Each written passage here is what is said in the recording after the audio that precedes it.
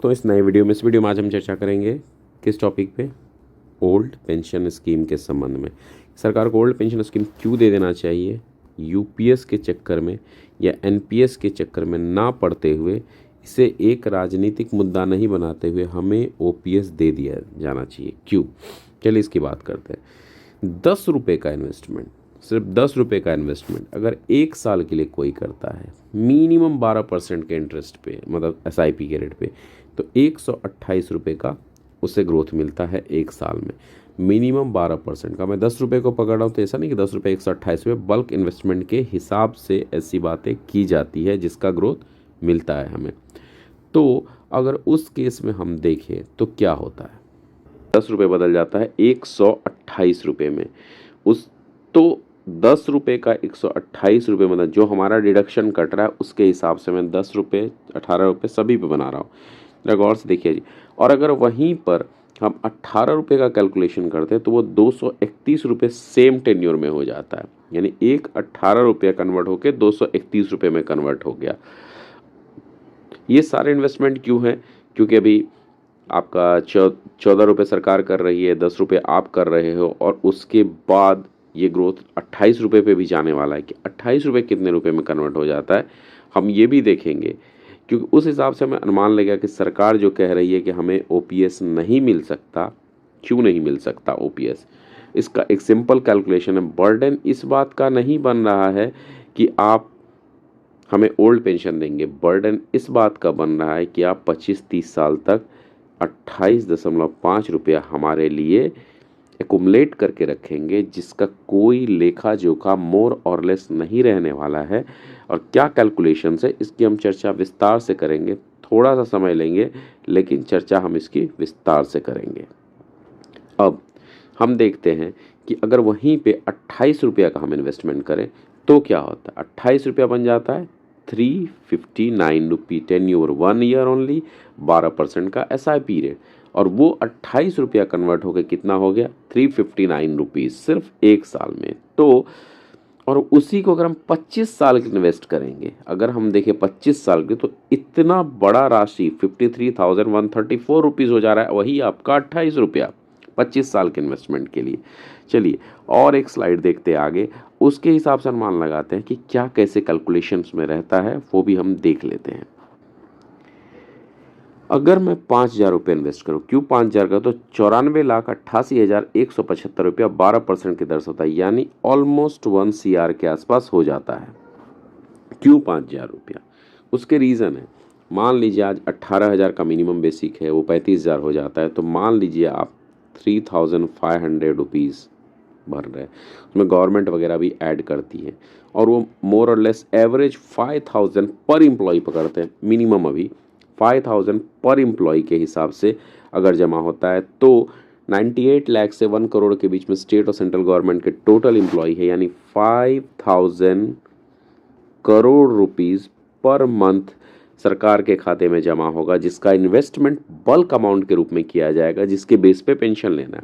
अगर ये minimum basic वाला बंदा है, मिनिमम बेसिक का बंदा जो है 5,000 रुपये का इन्वेस्टमेंट करता है, और वो 5,000 का इन्वेस्टमेंट करने के बाद उसे मिलता है कितना 94 लाख 80, यानी 1 CR के आसपास, जिसमें से आप लमसम अमाउंट के रूप में अगर 1/10 of the first 6 years of service 25 करके करते हैं, तो मान लीजिए ये 5,000 अगर उसका 24% के आसपास हो रहा है, एनपीएस के हिसाब से ही पकड़ते हैं, तो 10% कुछ कम ही होगा, और उसके लमसम को हर 6 महीने से निकालिएगा तो ज़्यादा से ज़्यादा निकलेगा 15 लाख के आसपास अमाउंट उसे मिलेंगे लमसम। फिर भी आपको 94 लाख है, हम 1 CR लेके चलते हैं, तो 94 लाख में से यानी आपको कम से कम 85 लाख आपके पास जमा है, और आपको पेंशन देना है यूपीएस के बेंचमार्क कॉर्पस का कैलकुलेशन करके।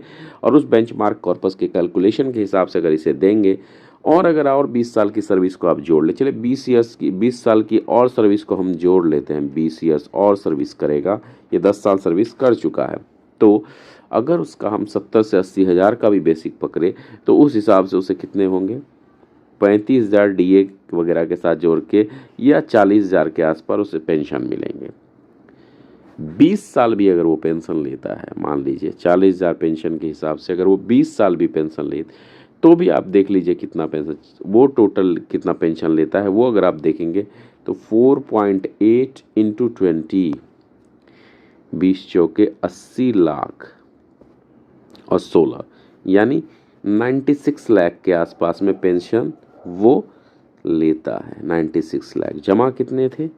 85 लाख। एक average rough and tough layman calculation with DA increase होगा तो आप कहिएगा अरे अमाउंट के डीए भी तो इंक्रीज होंगे, तो वो जो 85 लाख जमा थे तो वो 85 लाख भी बढ़ेंगे, और ये सिर्फ 1 CR या 94 लाख नहीं होगा, ज़्यादा अमाउंट में कन्वर्ट होगा, ये भी बात निकल के आएगी। तो सारी चीज़ें कैलकुलेट करेंगे तो देखेंगे कि कहीं भी से सरकार को ओपीएस में कोई प्रॉब्लम नहीं थी।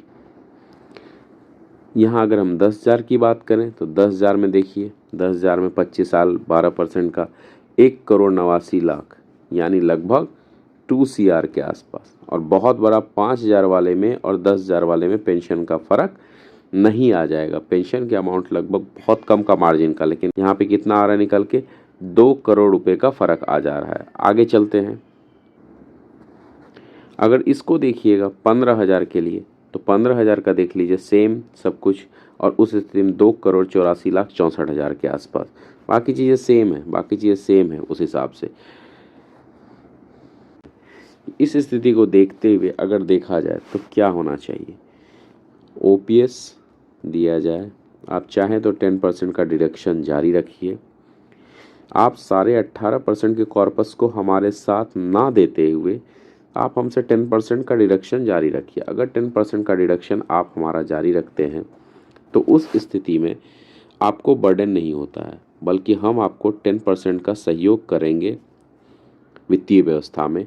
सारे 18% का 25 या 30 साल का बर्डन आपको लेने की आवश्यकता नहीं। आप चाहे तो अपनी तरफ से इन्वेस्टमेंट कर सकते हैं, एम्प्लॉयज़ का समझ के, हमें बताने की आवश्यकता नहीं है।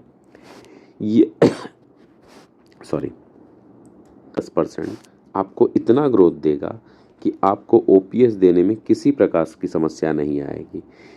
इस 10% के बेस पे पहले आप ओपीएस में 8.83 का लेते थे पीएफ, और उसका भी रिटर्न दे देते थे।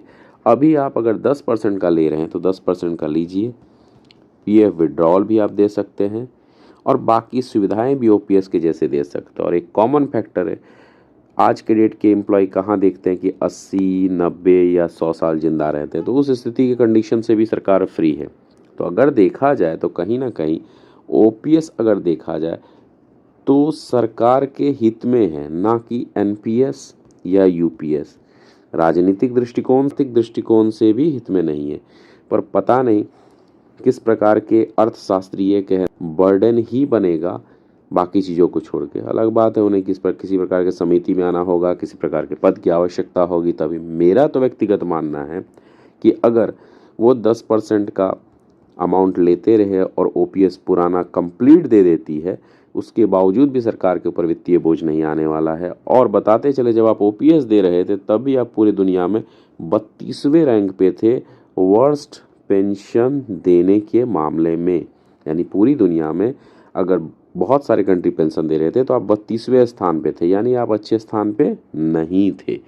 और अगर पेंशन की बात की जाए तो स्कॉटलैंड वगैरह, चाइना वगैरह सबसे बेस्ट पेंशन देते हैं। तो उस स्थिति में ओपीएस ही लाना चाहिए, ना कि एनपीएस और यूपीएस के चक्कर में जाना चाहिए।